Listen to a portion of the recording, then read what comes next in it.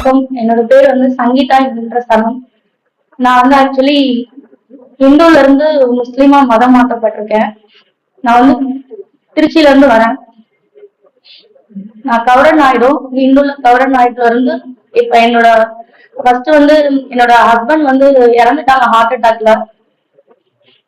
அப்ப விதவையா இருந்தப்ப எனக்கு 7 வயசு பையனோட எனக்கு என்னோட ரைட்னா முகமது இஸ்மாயில் என்றவர் என்ன மேரேஜ் பண்ணிக்கிறேன்னு சொல்லிட்டு கேட்டாங்க. அதுக்கு நான் ஒரு ஹிந்துவா இருக்கேன் எப்படின்னு கேட்டதுக்கு என்னோட நீதான் விதவை ஆயிட்டல்ல, உன்னோட மதமே உன்னை மதிக்கல, நீ பட்ட கஷ்டம் எல்லாம் போதும், நீ விட்ட தண்ணீர் எல்லாம் போதும், நீ என்னோட நான் உன்னை நிக்கா பண்ணி கூட்டிட்டு போயிடுற பெங்களூருக்குன்னு சொல்லி கேட்டாங்க. என் பையன்ட்டையும் நல்லா க்ளோஸா பழகவும், சரி அப்பாவோட இது இல்லாம ஆதரவு இல்லாம இருக்கா, எனக்கு ஒரு நல்ல வாழ்க்கை கிடைக்குதுன்னு சொல்லிட்டு நான் ஏத்துக்கிட்டு எங்க வீட்டுல பொண்ணு கேட்க சொன்னேன். அதுக்கு எங்க வீட்டுல பொண்ணு கேட்டாங்க. சென்னையில ஃபாரூக் அகமது அவங்க ஒய்ஃப் ஷிராயித் நிஷா, இவங்க என் வாழ்க்கையை அழிச்சது. அவங்கதான் என் வீட்டுல பொண்ணு கேட்டது. எனக்கு மகளா கொடுங்க, மருமகளா இல்ல மகளா கொடுங்கன்னு கேட்டாங்க. எங்க வீட்டுல என் தம்பி அம்மாவுக்கு இஷ்டம் இல்ல முஸ்லிமா மதம் மாதிரி கொடுக்கறதுக்கு. இருந்தாலும் வாழ்க்கை போயிடுச்சு, 2வது வாழ்க்கையாவது நல்லபடியா அமையட்டும், சின்ன வயசா இருக்கான்னு சொல்லிட்டு என்ன மேரேஜ் பண்ணி கொடுக்க சம்மதம்னு சொல்லி தெரிவிச்சாங்க. ஆனா இதோட அவங்க விலகிக்குவேன் அப்படின்னு சொல்லிட்டாங்க. ஆனா இவர் என்ன பார்த்த பாருன்ற நம்பிக்கையில இவர் சொன்ன மாதிரி நான் களிமா சொல்லி மதம் மாறி பள்ளிவாசல் முறைப்படி பிக்கா பண்ணி அன்னைக்கு ஈவினிங்கே பெங்களூருக்கு நாங்க போனோம். ஃப்ரேசர் டவுன் போனோம். அங்கதான் நாங்க வாழ்ந்தது எல்லாமே. அங்க அல்சூர்ல வச்சுதான் ரெஜிஸ்டர் மேரேஜும் என்ன பண்ணினாரு. அங்க 1 இயர் என் பையன் 3rd ஸ்டாண்டர்ட் அங்க இருக்கிற ஸ்கூல்ல தான் படிச்சோம். என் பையனை அரவிந்தன்ற பேரை முகமது அபீப்னு சொல்லிட்டு சுன்னத் ஆபரேஷன் பண்ணி பேரையும் மாத்திருக்காரு. இப்ப ஸ்கூல்ல முகமது அபீப் அப்படின்ற பேர்ல இருக்கிறான். 7th ஸ்டாண்டர்ட் படிக்கிறான். இப்ப எனக்கு அதுக்கப்புறமேட்டு வயிற்றுல ட்வின்ஸ் உருவாச்சு. அங்க இருந்து எங்க மாமியார் என்ன நம் இஸ்லாத்துக்கு மாறினாலும் அவங்க முறைப்படி தொழுதாலும் ஆனா அவங்களுக்கு என்ன பிடிக்கல. இந்து பொண்ணு வேண்டாம், காஃபி இத சொல்லக்கூடாது, தயவுசெய்து தப்பா எடுத்துக்காதீங்க, காஃபி தேவையானே சொன்னாங்க. இந்து மதம் நான் இவங்களுக்கு இஷ்டப்படிதான் நான் மதம் மாறினேன். ஆனா அவங்களால ஏத்துக்க முடியல. எங்க மாமியார் சின்ன அப்பையில இருந்து என்ன சைலண்டா எவ்வளவு டார்ச்சர் பண்ணணுமோ பண்ணுவாங்க. என் ஹஸ்பண்ட் கூட உட்கார விட மாட்டாங்க, பேச விட மாட்டாங்க. ஒரு காலையில இருந்து நைட்டு 9:30-11 மணி வரைக்கும் பூண்டு பல்ல உரிக்க வச்சு அதை மேல சீவ வச்சு, அதாவது ஒரு மாதிரி சைக்கோத்தனமா என்ன டார்ச்சர் பண்ணுவாங்க. ஒரு பாத்திரம் விளக்க வைக்கிறது கூட பாத்திரம் விளக்கி அது விம் சோப்ல விளக்கி அதே சபீனா போட்டு விளக்க வைப்பாங்க. அது மாதிரி ஒரு டிஃபிகல்ட்டா அவங்க ஒரு எவ்வளவு கொடுமைப்படுத்தணுமோ அதை விதவிதமா கொடுமைப்படுத்துறதுல அவங்க ஸ்பெஷலிஸ்ட். ஆனா அவங்க அவங்க பண்றதெல்லாம் எதையுமே நான் தப்பா எடுத்துக்க மாட்டேன். ஏன்னா நான் ஏற்கனவே முதல் லைஃப் இழந்ததுனால அந்த 2வது வாழ்க்கையோட அருமை என்னன்னு எனக்கு தெரியும். அதனால நான் அவங்களுக்காக என்ன வேணாலும் செஞ்சுட்டுதான் இருந்தேன். அவங்க சொல்றபடி ஒரு வார்த்தை கூட எழுத்து பேச மாட்டேன். அவங்களுக்கு கொரோனா வந்திருந்தப்ப கூட என் ஹஸ்பண்டும் அவங்க பெத்த பொண்ணும் அவங்க சொந்த பந்தமும் யாருமே ஹாஸ்பிட்டல் பாக்கல. நான் வயிற்றுல ரெட்ட குழந்தையோட நான் தான் ஹாஸ்பிட்டல்ல போயிட்டு கொரோனால அவங்கள காப்பாத்தி வீட்டுக்கு கூட்டிட்டு அவங்களுக்கு தேவையான நாட்டு மருந்து வைத்தியமும் அவங்களுக்கு சாப்பாடு எல்லாமே செஞ்சு கொடுத்தேன். ஆனாலும் அவங்க என்ன செய்வாங்க, என்ன பெங்களூர்ல இருந்து திருவாரூர் வரவழைச்சு அங்க கொரோனா வந்தப்ப நான் காப்பாத்தி வீட்டுக்கு கூட்டிட்டு வந்தப்ப வாசப்படியில அந்த செருப்பு போடுற இடத்துலதான் என்ன படுக்க வைப்பாங்க. வயிற்றுல ரெட்ட பிள்ளையா நான் இருப்பேன். காலையில இருந்து 10 வரைக்கும் சாப்பாடு கூட தரமாட்டாங்க. அவளை அடிடா சொன்னா என் வீட்டுக்காரி எத்தனை கேட்காம பறிச்சு அடிப்பாரு. எனக்கு ரெட்ட பிள்ளை வழக்கமா ஒரு பசியும் கட்டியமா இருப்பேன். அதோட அதான் வீட்டை விட்டு வெளியே வரட்டுவாங்க. 12 மணி 1 மணி வரைக்கும் வாசல்லே நிற்பேன். அங்க இருக்கிறவங்க ரோட்ல போறவங்க ஜமாத் பீப்புள் எல்லாம் கூட்டிட்டு உங்க வீட்டுக்கு சொல்லட்டுமான்னு கேட்பாங்க. நான் சொன்னேன் வேண்டாம், எங்க வீட்டுல சொல்லாதீங்க, நான் மத மாதிரி சொல்லவும் அப்புறம் கூப்பிட்டு வச்சு அட்வைஸ் பண்ணி வீட்டுக்குள்ள அனுப்பி வைப்பாங்க. எங்க மாமியார் கோச்சிட்டு அவங்க பக்கத்துல பங்களா வீடுன்னு சொல்லிட்டு இருக்காங்க, அவங்க அக்கா மருமக வீடு, அங்க போய்க்குவாங்க. அதுக்கப்புறமேட்டு நான் ஏதாவது ஒரு டிஃபன் பண்ணி வச்சா கூட இந்த டிஃபன் வேணாம், எனக்கு வேற டிஃபன் செஞ்சு வையா அப்படின்னு அந்த காலையில சாப்பாடு மதியானம் சாப்பாடு சாப்பிட முடியாத அளவுக்கு தான் பண்ணுவாங்க, வயிற்றுல புள்ள தாச்சியா இருந்தா கூட. அதோடதான் என்ன வீட்டை விட்டு ரெட்ட பிள்ளையோட விரட்டி விட்டாங்க. நான் எவ்வளவு கெஞ்சிட்ட, வயசுல 3 மாசம் ஆகாம டிராவலிங் பண்ணா குழந்தை கரு இதாயிடுமாமே, நான் எவ்வளவு கெஞ்சினேன். அதோட அது விரட்டி விட்டு என் 2 குழந்தையும் இறந்து போச்சு. 2.25 நாள் கஷ்டப்பட்டு ஒவ்வொரு குழந்தையும் நார்மல் டெலிவரியில எடுத்தாங்க. நானே பொறுத்துக்கிட்டேன், ஏன்னா இது 2வது வாழ்க்கைன்னு சொல்லிட்டேன். 1.5 மாசத்துல மறுபடியும் 3 குழந்தை தரிச்சிச்சு. 3 குழந்தையில உண்டானதான் என் பையன் முகமது ஆபீஸ். அந்த குழந்தை தவிச்சும் வயிற்றுல ரெட்ட புல்லு உருவானப்பையும் அந்த ஃபர்ஸ்ட் ட்வின்ஸுக்கு இருக்கிற மாதிரியே பப்பாளி ஜூஸ் கண்ட டேப்லெட் தான் கொடுத்து மறுபடியும் இந்த இது வேண்டாம் வேண்டாம் சொல்லி இது பண்ணி விட்டு எங்க மாமியார் என் ஹஸ்பண்ட் டார்ச்சர்ல வயிற்றுல அந்த ட்வின்ஸ் இறந்துச்சு. ட்வின்ஸ் இறந்தும் வயிற்றுல அந்த ஒரு கருவை உருவான கருவா அப்படியே வளர்த்துட்டு வந்த 2 இறந்த கருவும் ஒரு உருவான கருவை சேர்த்து வளர்த்தேன். 8 மாசத்துலயே என் ஹஸ்பண்ட் லேடிஸ்னா ரொம்ப அஃபேர் அதிகம். ரொம்ப கொச்சையா சொல்ல போனா பேடு வச்சு மென்சஸ் ஆகி பேடு வச்ச எந்த பொண்ணா இருந்தாலும் யூஸ் பண்ணலாம் அப்படின்ற ஒரே ஒரு டேஸ்ட் உள்ளவர். ரோட்ல எந்த பொண்ணு போனாலும் யூஸ் பண்ணணும்னு நினைப்பாரு. ஒரு டிராவலிங்ல எங்க கூட ட்ரெயின்ல வந்தா கூட ஒரு பொண்ணோட நெஞ்சு புலி பாக்குறது, வேகினால பாக்குறது, பச்சை பச்சையா அவருக்கு அந்த மாதிரி மட்டும்தான் அவரோட தாட்டு போகும். ஒரு எஃபில கூட அவர் சிங்கிள் போட்டு நம்பரை போட்டிருப்பாரு. நான் இதெல்லாம் ஏன் கூட நான் அவரை எவ்வளவோ கரெக்ட் பண்ணணும்னு நினைச்சேன். கடைசியில இப்ப என்னவே அவர் விட்டுட்டு ஓடிட்டாங்க. என்னால ஒண்ணுமே செய்ய முடியல, எவ்வளவு போராடி பார்த்துட்டேன். அவரோட முழு குணமும் எனக்கு எப்ப தெரிஞ்சிச்சுன்னா, எனக்கு குழந்தை 8 மாசத்துல வயிற்றுல இருக்கும் போது கீழே இருக்க முஸ்லீம் லேடிய பாத்துக்கிட்டே ஏறினாங்க. நான் போய் சொன்னேன், உன்னை நம்பிதானே வந்திருக்கேன், உன்னை நம்பிதானே மதம் மாறி நான் கல்யாணம் பண்ணிருக்கேன், உன்னை நம்பி 2 வயிற்றுல குழந்தை இருக்கு, கையில ஒரு பையன் இருக்கான்னு சொன்னதுக்கு அவர் அப்படிதான் செய்வேன்னு 2 கையை கொடுத்து முடுக்கி இங்க குத்துன்னு குத்தி அப்படியே தள்ளி விட்ட வேகத்துல என்னால எந்திரிக்க முடியல. வயிற்றுல 3 கரு உருவானதுல நான் 8 மாசம் அந்த 1.5 மாசம்ன்றதுல என்னால அசைய கூட முடியல. அப்படியே வயிற்றுல டப்புன்னு நஞ்சு போட்டு பிரிஞ்சிருச்சு. பிரிஞ்சோ பிரசவ வலி தாங்க முடியல. அப்புறம் ஹாஸ்பிட்டல் கொண்டு போனா அந்த லலிதா நர்சிங் ஹோம்ல இம்மிடியட்டா சிசேரியன் பண்ணி எடுக்கணும்ட்டாங்க. ஆனா குழந்தைக்கு கல்லீரல் முயற்சி அடையல. அது இன்ஜெக்ஷன் போட்டு இமீடியட்டா ஆக்சிஜன் வச்சு என்ஐசில கொண்டு போய் அட்மிஷன் போட்டு 13 நாள் குழந்தை கூட ஜிஹெச்ல இருந்து கையில கொடுத்தாங்க. அங்க இருந்து குழந்தை கூட்டிட்டு அடிக்கடி இன்னும் அவனுக்கு 3 வயசு வரைக்கும் இன்னும் ட்ரீட்மெண்ட் கொடுக்க சொல்லியிருக்காங்க. காலையில நைட்டுக்கு கொடுத்துட்டு இருக்கிறேன், அஸ்தலின் போட்டி பப்பு கொடுத்துட்டு இருக்கிறேன். அப்படி இருந்தாலும் அந்த குழந்தைக்கு மூச்சு திணறல் வந்தா நான் ஹாஸ்பிட்டல் கொண்டு போய் ஐசியூல சேர்த்து அட்மிஷன் போட்டு பாத்துட்டு இருக்கிறேன். என் ஹஸ்பண்ட் ப்ராப்பர்ட்டிஸ் கிட்டத்தட்ட 13 இருந்து 15 கோடி ப்ராப்பர்ட்டி இருக்கு. பெங்களூர்ல 5 பிளாட் ஃப்ரேசர் டவுன்ல இருக்கு. ஓசூர்ல அணைகள்ல 4.5 கோடி இருக்கு. இன்டர்நேஷனல் ஏர்போர்ட் கிட்ட 85 லட்சம் ரூபாய்க்கு இடம் வாங்கி போட்டிருக்காரு. திருவாரூர் அடிசம்பளம்ல 2,800 ஸ்கொயர் ஃபீட் இடம் போட்டிருக்கு இடம் இருக்கு.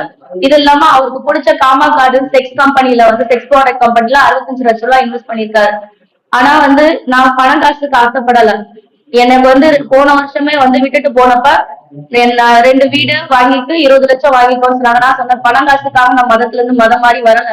என் ஹஸ்பண்ட் 10,000 ரூபாய் செலவு பண்ணாலும் அவர் கூட இருந்தா எனக்கு அது போதும். குழந்தைங்க இருக்காங்க, நான் அவரோட வாழணும்னு ஆசைப்படுறேன், ஏன் என் கூட சேர்த்து விட மாட்டேன்றீங்கன்னு கூட கேட்டு பார்த்துட்டேன். இவர் விட்டுட்டு குழந்தை பிறந்த விட்டுட்டு மறுநாளே ஓடி போயிட்டாரு. ஓடி போயிட்டு பேம்பஸ் வாங்கிட்டு வரேன்னு போனவரு வீட்டுக்கு வரவே இல்லை. போன் சுவிட்ச் ஆஃப் பண்ணிட்டாரு. அப்புறம் நான் மறுபடியும் எங்க மாமிக்கு போன் அடிச்சு அப்புறம் வரவழைச்சேன். மறுபடியும் 3.5 மாசத்துல மறுபடியும் ஓடி போயிட்டாரு. மறுபடியும் போன் அடிச்சு கெஞ்சி வரவழைச்சேன். 6 மாசத்துல என்ன பண்ணாரு, எனக்கு முதல் நாள் வீட்டுக்குள்ள நுழையிறப்ப எனக்கு இந்தியால இருக்கவே இஷ்டம் இல்லைன்னு சொல்லிட்டு வந்தாரு. எனக்கு ஒண்ணுமே புரியல, மாவர சட்டையா நான் கேட்டு இருந்தப்ப நைட் 11 மணிக்கு அவர் மொபைல்ல மெயில்ல எடுத்து பாக்குறேன், டெலிட் போல்டர்ல விசா காப்பி இருந்துச்சு. எனக்கு பார்த்தோன்னே ரொம்ப ஒரு மாதிரி ஆயிடுச்சு. கையில குழந்தைங்க இருக்காங்க, நீங்க அப்ராட் போறனாலும் போங்க, ஆனா சொல்லிட்டு போலாம்ல அப்படின்னு சொல்லிட்டு கேட்டேன். ஆனா நான் எடுத்தது உண்மைதான், ஆனா நான் போகல அப்படின்னாரு. பாஸ்போர்ட் காணா போச்சுன்னு சொன்னீங்க, இப்ப எப்படி விசா வந்துச்சு அப்படின்லாம் கேட்டேன். நான் போகலன்னு சொல்லிட்டு பள்ளிவாசல் பஷீர் பாய்ட்ட பாஸ்போர்ட் கொடுத்திருக்கேன் பாலக்கரையில, வாங்கிட்டு வரேன்னு போனவரு அப்படியே சுவிட்ச் ஆஃப் பண்ணிட்டு தலைமுறை வாங்கிட்டாரு. இவர் கொஞ்சம் கொஞ்சமா வீட்டுல இருந்து துணிமணியெல்லாம் எடுத்து பாலக்கரை பள்ளிவாசல்ல அவங்க ஹஜ்ரத் ரூம்ல வச்சிருக்கிறது எல்லாமே அப்புறம் தான் எனக்கு தெரிஞ்சிச்சு. அந்த பஷீர் பாயின்றவர் அப்பவே என்ன ரொம்ப மிரட்டினாரு. நீ இது பண்ணிக்கோ, தலாக் பண்ணிக்கோ அப்படின்லாம் சொன்னாங்க. நான் சொன்னேன், என் ஹஸ்பண்ட் கூட நல்ல மியூச்சுவல்லா போயிட்டு இருக்கு, நீங்க ஏன் என்ன எப்ப பார்த்தாலும் பிரிக்கணும்னு பாக்குறீங்கன்னு கேட்டேன். இப்ப நீ வர்றியா இல்ல உன் ஹஸ்பண்ட் வந்து போனை சுவிட்ச் ஆஃப் பண்ணிட்டு அவர் எங்கேயாவது விசா எடுத்துட்டு ஓடிடுவாரு, வேற எங்கேயாவது நிக்கா பண்ணிக்குவாரு, பண்ண முடியும் பாக்குறியா நீன்னு மிரட்டினாரு. நான் சொன்னேன், நான் ரெஜிஸ்டர் மேரேஜ் லீகலா பண்ணிருக்கேன், இதுக்கு மேல சட்டம்னு ஒண்ணு இருக்கு, அப்படி பண்றேன்னா நீங்க பண்ணுங்க, நானும் என்னால முடிஞ்ச வரைக்கும் நான் பாத்துக்கிறேன்னு நான் சொல்லிட்டு வச்சுட்டேன். கடைசியில அதே மாதிரி இவரு போன சுவிட்ச் ஆஃப் பண்ணிட்டு விசா எடுத்ததுல தலைமறைவாயிட்டாரு. எனக்கு ஒண்ணுமே புரியல. ஆனா வந்து நான் இமீடியட்டா நான் என்ன பண்ணேன், பாஸ்போர்ட் ஆபீஸ் மெயில் ஐடி எடுத்து திருச்சி பாஸ்போர்ட் ஆபீஸ்க்கும் பெங்களூர் பாஸ்போர்ட் ஆபீஸ்க்கும் ஆர்பிஓக்கு மெயில் அனுப்பி நான் இமீடியட்டா பாஸ்போர்ட்டை லாக் பண்ணிட்டேன். லாக் பண்ணவும் அவரு வந்து இந்தியால இருந்துட்டாரு. நான் அப்புறம் அவரை தேடிட்டு திருவாரூர் போனேன். எங்க மாமியாரும் வீட்டை கூட்டிட்டு தலைமறைவாயிட்டாங்க.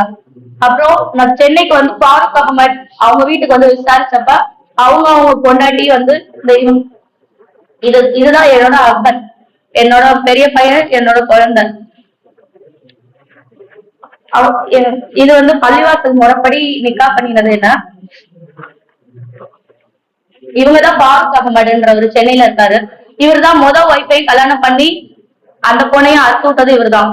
இப்ப எனக்கும் வந்து நிக்கா வீட்டுக்கு வந்து பேசி நிக்கா பண்ணி விட்டு அதுக்கப்புறம் பெங்களூருக்கு ரெஜிஸ்டர் மேரேஜ் பண்ணி விட்டு இப்ப என்ன பிரிச்சு விடுறதுக்கு எல்லா காரணமும் இவர் தான் பண்ணிட்டு இருக்காரு. இவங்க வைஃப் சித்ராய் நிஷா இவங்கதான் வந்து முழுக்க முழுக்க என்ன வந்து போய் 2 பிள்ளைங்களோட போய் தற்கொலை பண்ணிக்கோ, நீ காஃபி தேடி அதானே, எங்க சமுதாயத்துல இஸ்லாத்துல 4-5 கல்யாணம் இருக்கு, நிக்கா இருக்கு, ஒன்னும் நான் எங்க மதத்துல ஏத்துக்க மாட்டோம் அப்படின்னாங்க. ஆனா எங்க மாமியார் கொரோனா வந்தப்ப நான் நல்லபடியா பார்த்து அவங்க உயிரை காப்பாத்தினப்ப இதே வந்து இதுலதான் வந்து எங்க மாமியாரோட ஹஸ்பண்ட் இறந்து போனாங்க.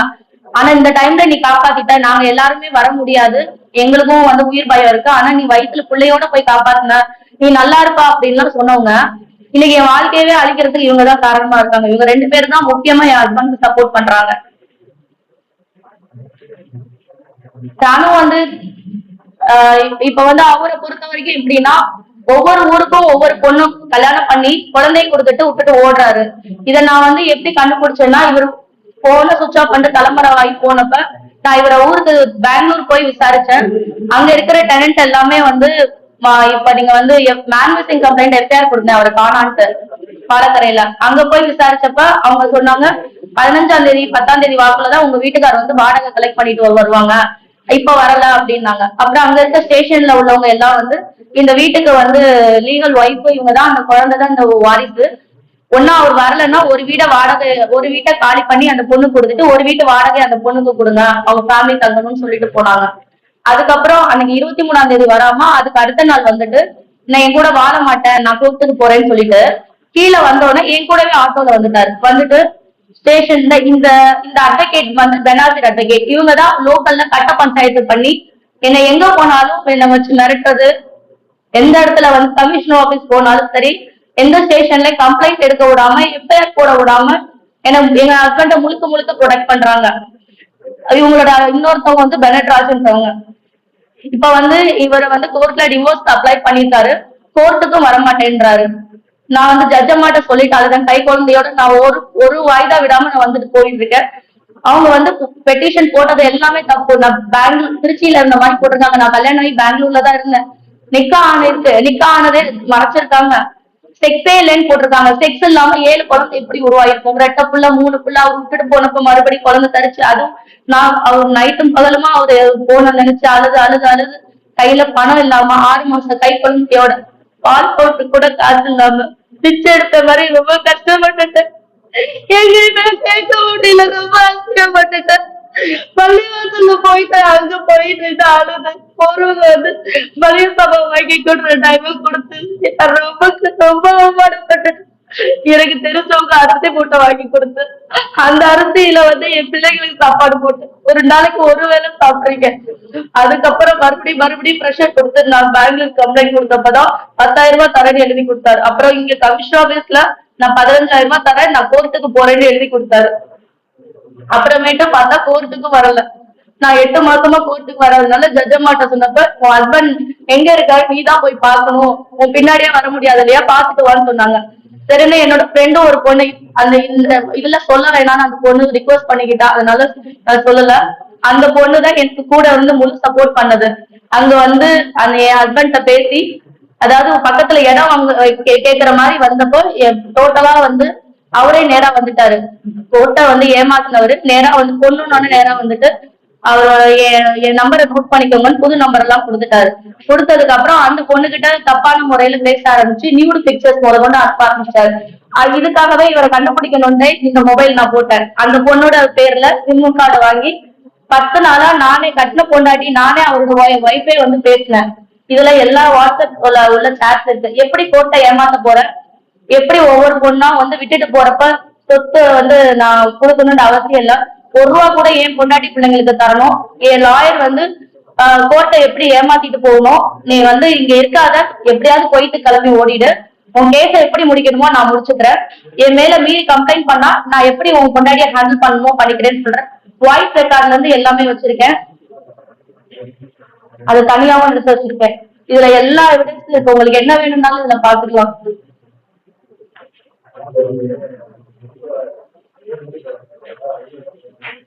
யாரோ ஒரு பொண்ணுக்காக லவ் யூலாம் அனுப்பியிருக்காரு.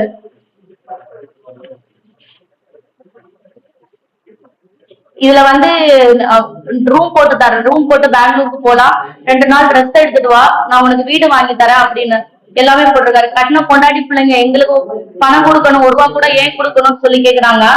ஆனா யாரோ ஒரு பொண்ணுக்காக வீடு வாங்கி தரேன் எல்லாம் பண்றேன்னு சொல்லி போட்டிருக்காரு. இதுல வந்து எப்படி வந்து எப்படி பண்ணணும்ன்ற முதற்கொண்டு வீடியோல இருக்கு. அசிங்கமா இதெல்லாம் வீடியோ காட்டக்கூடாதுன்னு நினைச்சேன். ஆனா அவரோட கேரக்டர் வைஸ் என்ன மாதிரி இன்னொரு பொண்ணு இப்ப ஏமாந்துட்டு இருக்கு அவகிட்ட. 7483060528ன்ற நம்பர்ல எங்கிட்ட சாட் பண்ணிக்கிட்டே இன்னொரு பொண்ணுகிட்ட சாட் பண்ணிட்டு இருக்காரு. அதோட மெசேஜ் வந்துட்டு இருக்கு. இப்ப சென்னையில சையத் சபானா பாத்திமான்ற ஒரு பொண்ணுக்கு அயான்ற ஒரு குழந்தையை கொடுத்து 1 மாச கை குழந்தையோட ஏமாத்திட்டு ஓடி போயிருக்காரு போயிட்டு. அதுக்கப்புறம் அந்த பொண்ணு வெறுத்து என்ன மாதிரி தேடி அலைஞ்சிட்டு அதுக்கப்புறம் மறுபடியும் அவங்க அந்த சென்னை பாருக்கப்பட வச்சு எங்கிட்ட சொத்தே இல்ல, வெறும் திருவாரூர்ல இருக்க வாடகை வீடுதான்ற மாதிரி காமிச்சு 10 லட்சத்தை கொடுத்து முடிச்சிருக்காங்க. இப்ப நான் அந்த மீடியா மூலமா அந்த சென்னை சையத் சபானா பாத்திமாவுக்கும் சொல்ல விரும்புறேன், தயவு செய்து என்ன மாதிரி நீங்களும் ஏமாந்துருக்கீங்க. அவருக்கு சொத்து எல்லாம் இல்லாமலாம் இல்ல, எல்லாம் இருக்கு. நீங்க உங்க பையனுக்கு வாங்கினது பத்தாது, தயவு செய்து கோடிக்கணக்குல இஸ்மாயில் அவர்கிட்ட வந்து சொத்து இருக்கு, நீங்க உங்க பையனுக்கு தேவையானதை ரெக்கவரி பண்ணுங்க கோர்ட்டு மூலமா பிளீஸ். ஏன்னா எனக்கும் குழந்தை இருக்கு, அதோட வேதனை என்னன்னா இழந்த உங்களை மாதிரி எனக்கும் தெரியும். அதனாலதான் நான் இதன் மூலமா சொல்றேன், மீடியா மூலமா. ஏன்னா வந்து உங்க போட்டோ வந்து என்கிட்ட இருக்கு.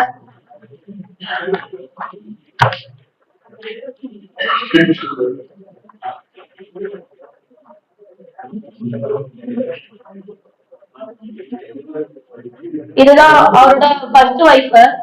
இந்த பொண்ணுதான் சையத் சபானா பாத்திமா. இது வந்து நான் செகண்ட். இந்த பொண்ணுக்கு ஒரு குழந்தைய கொடுத்துட்டு 1 மாசத்தோட ஓடி போயிருக்காரு. எனக்கு வந்து குழந்தைய கொடுத்துட்டு 6 மாசத்துல ஓடி போறாரு. போனா ஆனா நான் லவ் பண்ணிட்டேன் பாஸ்போர்ட்டை வச்சு. இப்ப வந்து இங்க மாட்டிக்கிட்டு கோர்ட்டுக்கு வந்துட்டு கோர்ட்டுக்கு சரியா வராம அவரோட பிளானே முட்டுட்டு ஓடணும்ன்றதுதான், 1 ரூபா கூட தராம. இப்ப முழுக்க வந்து அட்வொகேட் தான் சப்போர்ட் பண்றாங்க. எங்க போனாலும் டிவிசிக்கு போய் கம்ப்ளைண்ட் பண்ண போனா அங்க குடும்ப வன்கொடுமையிலையும் அங்க இருக்க மேடம் 50 லட்சத்தை வாங்கிட்டு சைன் பண்ணிட்டு போ அப்படின்னு அங்க மிரட்டுறாங்க. இங்க அவங்க லோக்கல் ஜமாத் மூலமா இது பண்ணா அவங்க திருவாரூர்ல வந்து 13 வருஷமா இருக்காங்க. ஆனா ஜமாத்துக்கு கட்டுப்படாதவங்க, ஜமாத்துக்கு அந்த இது இல்ல, நீங்க என்ன வேணா பண்ணிக்கோங்க அப்படின்றாங்க. பெங்களூருக்கு அங்க போய் இன்ஃபார்ம் பண்ணா பெங்களூர்ல வந்து வீடுதான் இங்க இருக்கு, இங்க அவங்க இருக்கிறதே இல்ல, நீங்க என்ன செய்யணுமோ செஞ்சுக்கோங்க அப்படின்றாங்க. எங்க போனாலும் வந்து என்னால வந்து நீதி கிடைக்கல. நான் கோர்ட்டுக்கு வந்தாலும் சரி, கோர்ட்ல உள்ள எவிடன்ஸ் வச்சு அவரு இவ்வளவு எவிடன்ஸுமே அவருக்கு எதிரான உள்ள எவிடன்ஸ் தான். ஈவன் பாஸ்போர்ட் காப்பியில முதற்கொண்டும் என்னோட ஒய்ஃப்ன்ற காலத்துல நில்லுன்னு தான் போட்டிருக்காரு. ரெஜிஸ்டர் மேரேஜ் ஆகி அவருக்கு வந்து குழந்தைங்க இருக்காங்க, ஆனா ஒய்ஃப்ன்ற காலத்துல நில்லுன்னு போட்டிருக்காரு. இதையும் நான் கண்டுபிடிச்சிட்டேன், ஆனா எதுவுமே செய்ய முடியல. ஆனா வந்து இப்ப ஏன் லாயர் வந்து நான் ஒரு லாயர் வச்சிருந்தேன், அவங்க எனக்கு டிவிசிலோ இன்டிமேட்டன்ஸ் கேஸோ எல்லாமே போடாம என்ன டோட்டலாவே ஏமாத்திட்டாங்க. எங்கிட்ட பணத்தை வாங்கிட்டு என் எவிடன்ஸ் எல்லாம் தூக்கி அங்க கொடுத்துட்டாங்க. நான் ஆர்டிஐ போட்டு தனிப்பட்ட உரிமையில வாங்கினதெல்லாம் வந்து வெறும் தமிழ்நாட்டில் உள்ள பெட்டிஷன் மட்டும் என்கிட்ட கொடுத்து பெங்களூரோட பெட்டிஷனை மறைச்சிட்டாங்க. ஏன்னா ப்ராப்பர்ட்டிஸ் எல்லாமே அங்க இருக்குங்க. ஆனா என்கிட்ட ஜெராக்ஸ் காப்பி இருந்ததுனால என்னால இன்னொரு காப்பி வாங்க முடியும். ஆனா அவங்க எல்லாம் நினைச்சிட்டாங்க என்ன வந்து ஈஸியா ஏமாத்தலாம் நினைக்கிறாங்க. அதனாலதான் உங்களை தேடி வந்தேன். இது ரெஜிஸ்டர் மேரேஜ் பண்ணது நானு. இது ஃபர்ஸ்ட் நிக்கா பண்ணினது. இது வந்து நான் பெங்களூர் கர்நாடக பிரபுன்ற பேப்பர்ல வந்து லீகலா அபிடவிட் வந்து இது பண்ணி நான் கோர்ட்ல போட்டுதான் வந்து ரெஜிஸ்டர் மேரேஜ் பண்ணினது. இது என்னோட ஆதார் கார்டு, இது என் பையனோட பிறப்பு சான்றிதழ், எனக்கு பையன் இருக்கான். இது வந்து நான் வந்து இங்க லோக்கல்ல நிக்கா பண்ணும்போது இந்துல இருந்து முஸ்லீமா மதம் மாறுறேன்னு சொல்லிட்டு உறுதிமொழி பத்திரம் பண்ணி கொடுத்தது. இது பண்ணிதான் என்ன மதம் மாத்திதான் கல்யாணம் பண்ணாங்க, நிக்கா பண்ணது.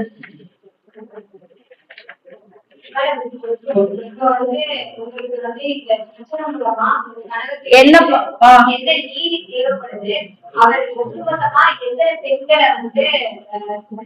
நான் ஊர்ல போய் கேட்ட வரைக்கும் நான் 3ஆவதுன்னு சொல்றாங்க மேடம். இப்போ வந்து இப்ப வந்து நான் வந்து என் ஃப்ரெண்டு மூலமா பண்ணப்போ 4ஆவது. இப்போ இன்னொரு பொண்ணு கூட இல்லீகலாவும் சாட்டிங்ல போயிட்டு இருக்குது. இவர் வந்து ஒவ்வொரு பொண்ணா தப்பா பேசி இன்னொரு பொண்ணு கிட்ட க்ளோஸ் ஆக விரும்புறாரு. ப்ராப்பர்ட்டியை காமிச்சு ஒவ்வொரு பொண்ண யூஸ் பண்ணிக்கிறாரு. ஆமா, பல பெண்களை யூஸ் பண்ணிக்கிறாரு. இன்னொன்னு என்னன்னா, குழந்தைய கொடுத்துட்டா அந்த பொண்ணுகிட்ட இருக்க மாட்டாரு, ஓடிடுவாரு.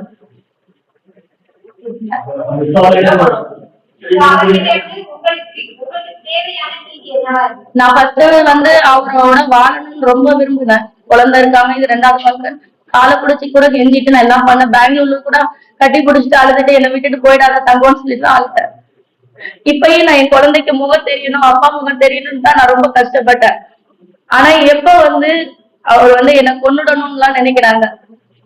என்ன வந்து இவரை ஏமாத்திட்டு ஸ்டேஷன்ல கம்ப்ளைண்ட் கொடுத்தாலும் எங்க கொடுத்தாலும் வாழ வரேன்னு சொல்லி எழுதி கொடுத்துட்டு என்கிட்ட இருக்கிற கம்ப்ளைண்ட் பேப்பர்ஸ், வீட்டுல இருக்கிற எவிடன்ஸ் என்னென்ன இருக்கோ துணிமணில இருந்து எல்லாத்தையும் எடுத்துட்டு ஓடிட்டு தான் போன சுவிட்ச் ஆஃப் பண்ணி தலைமுறை வராது. இதேதான் அந்த ஃபர்ஸ்ட் பொண்ணுகிட்டே செஞ்சிருக்காரு. வாழ வரேன்னு வந்துட்டு 3 நாள்ல ஓடி போயிட்டாராம் ஜமாத்ல இருந்து பேசி. யாரு கூடமே அவர் வாழவும் மாட்டாரு. அவருக்கு தேவை வந்து ஒவ்வொரு பொண்ணு வந்து விதவிதமா பாக்கணும்ன்றது மட்டும்தான். இப்ப நான் என்ன நினைக்கிறேன்,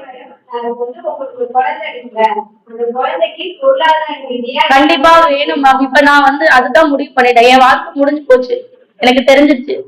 என்னால வந்து இதுக்கு மேல என்னால ஒண்ணுமே செய்ய முடியல, சத்தியமா முடியல. எல்லா பக்கமும் தோத்துட்டேன். என்னால கோர்ட்ல இவ்வளவு எவிடன்ஸ் இருந்தும் என்னால ஒண்ணும் செய்ய முடியல. அதே போல அவங்க வீட்டு சைடு எல்லாருமே வந்து அவரு சைடு சப்போர்ட் பண்றாங்க. என் வீட்டு சைடு எல்லாருமே என்ன உதறிட்டாங்க. கரும்புந்திரி உடுத்துற புர்கா போடுறேன்னு சொல்லிட்டு நீ நாயுடு பொண்ணா இல்லைன்னு என்ன நிறுத்திட்டாங்க எல்லாரும். அவரு வந்து என்ன மாதிரி இன்னொரு பொண்ணை ஏமாத்திடக்கூடாது. அவரு ஜெயிலுக்கு போகணும், எஃப்ஐஆர் போடணும். அதே மாதிரி எனக்கு 2 குழந்தைங்க இருக்காங்க, அதுக்கு வாழணும். அவர் அப்பா சொத்தை அவர் அனுபவிக்கிறாரு, அதே மாதிரி என் பிள்ளைக்கு வரணும், அந்த வாரிசுக்கு வரணும். அவனுக்கு இப்பதான் 2 வயசு தொடங்கி இருக்கு. இன்னும் எவ்வளவு இருக்குது, அவன் வளரணும், அவனை படிக்க வைக்கணும், பண்ணணும். அவனுக்கு உண்டான வாங்கி கொடுங்க போதும் எனக்கு. நான் அதுங்களை வளர்த்துட்டு கூட நான் ஆளாக்குறேன். அதுங்களுக்கு நல்ல படிப்பு கொடுக்கணும், சாப்பாடு கொடுக்கணும், அதுங்களுக்கு நான் வளர்த்து ஆளாக்கணும். தாயும் தகப்பமா நான் இருந்து பாத்துக்கிறேன். ஆனா அவரை இன்னொரு பொண்ணை ஏமாத்த கூடாது, சத்தியமா ஏமாத்த கூடாது மேடம். நான் பட்ட கஷ்டம் பல நாள் நைட்டு தூக்காம கொள்ளாம இருந்திருக்கேன். அவங்க தயவு செய்து தந்தீங்க. அவருக்கு வந்து கூட இருந்து சப்போர்ட் பண்றதுங்க அந்த பெனாசிர் அட்வொகேட் பெனட் ராஜ், அந்த ஃபாரூக் அகமதுன்றவர். அவர் தயவு செய்து அவர் மேல ஃபாரூக் அகமது மேல கம்ப்ளைண்ட் ரைஸ் பண்ணுங்க, அவரை விட்டுறாதீங்க. அவரு எல்லா பொண்ணுங்களையும் இவர் தான் கல்யாணம் கூட்டி கொடுக்குற மாதிரி கட்டி கொடுத்து அறுத்து விடுறாரு.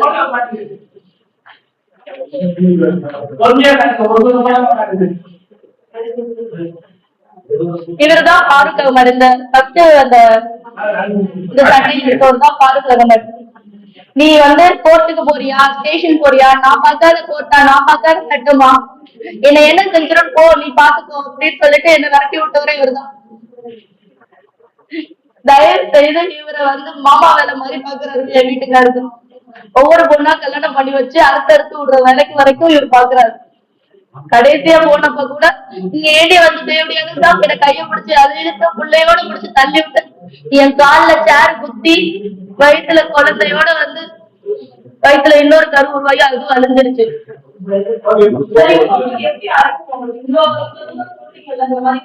நான் வந்து 10 நாள் மேன் பவர் டிராவல்ஸ்ல ஒர்க் பண்ணேங்க. அதுல இவரு குவைட்ல இருந்தாரு. நான் அனுப்பின பசங்க வந்து நல்லா இருக்காங்கன்னு சொல்லிட்டு அங்க இருந்து அவங்களோட ஃப்ரெண்ட்ஸ் மூலமா இவரு என் பர்சனல் நம்பருக்கே கான்டாக்ட் பண்ணாரு.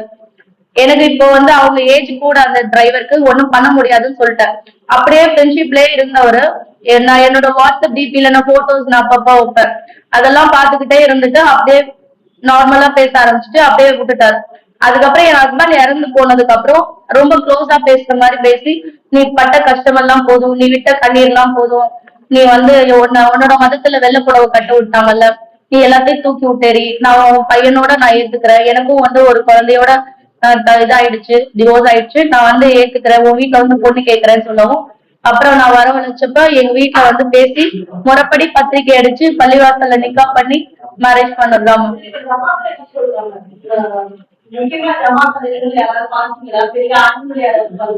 பாலக்கரையில பஷீர் பாயின்றவர் தான் முழுக்க முழுக்க காசு வாங்கிட்டு என் ஹஸ்பண்ட் ஃபுல்லா வந்து துணிமணில இருந்து திங்ஸ்ல இருந்து எடுத்துட்டு ஓடுறது ஹெல்ப் பண்ணி இப்ப அட்வொகேட் வச்சு கொடுத்தது முதற்கொண்டு அவருதான். இப்ப நம்ம வேற இடத்துல இருந்தெல்லாம் முஸ்லிம் பீப்புள்ஸ் எனக்காக சப்போர்ட் பண்ணி பேசினாங்க. ஆனா அவங்க எல்லாத்தையுமே ஆஃப் பண்ணி விட்டு மித்தவங்க யாரும் பேசினாலும் அவாய்ட் பண்ணி விட்டாங்க. அப்படியே பேசினாலும் ஒரு 5 லட்சம் 6 லட்சம் 10 லட்சம் வாங்கிட்டு போக சொல்லுங்க அந்த பொண்ணு, அவர் வாழ மாட்டாரு, முடிச்சு விட சொல்லுங்கன்னு சொல்லிக்கிட்டே இருந்தாங்க. எனக்கு அப்ப விருப்பம் இல்ல முடிச்சு விடுறதுக்கோ எதுக்கோ, எனக்கு கையில குழந்தை இருக்கிறதுனால நான் இதுக்குமே வந்து ஒத்து வரல. ஆமா மேடம், இன்னைக்கு வந்து நான் வந்து அவங்க வந்து இத முழுக்க முழுக்க நீங்க எப்ப இருந்தாலும் போட சொல்லியிருக்கணும். கை குழந்தையோட வந்து நீங்க இருந்திருக்கீங்க, உங்களுக்கு வந்து சட்டம் வந்து ஹெல்ப் பண்ணும். நீங்க வந்து ஆரம்பத்துல மேன் மிஸ்ஸிங் கம்ப்ளைண்ட் கொடுத்துருக்க கூடாது. எனக்கு தெரியாது சார், நான் சொன்னேன் வந்து நிலைமையை சொன்னேன். ஆனா பெட்டிஷன் டைப் பண்ணது வந்து அங்க இருக்கிற ரைட்டர் தான் சொன்னது, நீங்க பண்ணதே தப்பா பண்ணீங்க, உங்களோட வந்து நீங்க பண்ணிருக்கிறது என்னன்னா மதம் மாதிரி வந்து கல்யாணம் பண்ண, இந்த மாதிரி விடோவா இருந்து இந்த மேரேஜ் பண்ணாரு, குழந்தை ஏற்கனவே இருக்கு, இப்பயும் குழந்தை பிறந்திருக்கு, திடீர்னு எங்களை ஏமாத்திட்டு விசா எடுத்துட்டு ஓட பார்த்தாருன்னு தெளிவா கொடுத்துருக்கணும். அப்பதானே உங்க சைடு ஸ்ட்ராங்கா இருக்கும்னாங்க. எனக்கு இது அப்ப தெரியல. நான் இருந்த பதஷ்டத்துல நான் அப்போதைக்கு அவர் வந்தா போதும்னு நான் நினைச்சேன். அவர் வந்து பெட்டிஷன் கண்டிப்பா கண்டிப்பா சத்தியமா உண்மை. ஏன்னா இப்ப நான் வந்து அம்மா அப்பா சைடு யாரும் ஆதரவு இல்லாம, அவங்க வீட்டு சைடு யாரும் ஆதரவு இல்லாம நான் தனியா ஒரு வீட்டுல இருக்கிறேன். இப்ப குழந்தைங்க அவர் விட்டுட்டு போன வீட்டுல இருக்கிற குழந்தைங்களோட இப்ப வந்து இந்த மாதிரி நடக்கிறப்ப என்னை வந்து ஏதாவது ஒண்ணு பண்றதுக்கு அவங்க கண்டிப்பா செய்வாங்க. ஏன்னா அந்த ஜமாத்துல உள்ளவங்க வந்து ஹஜ்ரத் வந்து மாடி 2nd ஃப்ளோர்ல தான் இருக்காரு. டெய்லி வேவ் பாப்பாங்க. அவங்க ஒய்ஃப் தான் முழுக்க முழுக்க வந்து என்னை வந்து டார்ச்சர் பண்ணதெல்லாம். அதனால கண்டிப்பா செய்வாங்க, ஹெல்ப் பண்ணுங்க. ஆனா தயவு செய்து ஹெல்ப் பண்ணுங்க. எங்க குழந்தைங்களுக்கு ஒன்றான நீதி வாங்கி கொடுங்க சார், தயவு செய்து. நான் வந்து இது ஸ்டாலின் ஐயா ஆச்சு, என்ன அவரோட அப்பா மாதிரி என்ன நான் நினைச்சிட்டு கேக்குறேன். வந்து மதம் விட்டு வந்தது தப்பா இல்லைன்னு எனக்கு தெரியல, ஒரு வாழ்க்கை கிடைச்சிச்சுன்னு தான் வந்தேன். ஆனா அதுதான் என்னோட லைஃப் போகணும் எனக்கு தெரியாது, என் குழந்தைங்களை பாதிக்க தெரியாது. அவரு வந்து சட்டப்படி அவருக்கு தண்டனை வாங்கி கொடுங்க, அவரு ஜெயிலுக்கு தயவு செய்து அனுப்புங்க. என்ன மாதிரி வேற போட்டு பாதிக்கப்படக்கூடாது. நான் முஸ்லீம்ல எல்லாத்தையும் தப்பா சொல்லல, ஒரு சில பேர் கெட்டவங்க என் ஹஸ்பண்ட் மாதிரி இருக்காங்க, அவங்களுக்கு தண்டனை வாங்கி கொடுங்க. தேங்க்யூ.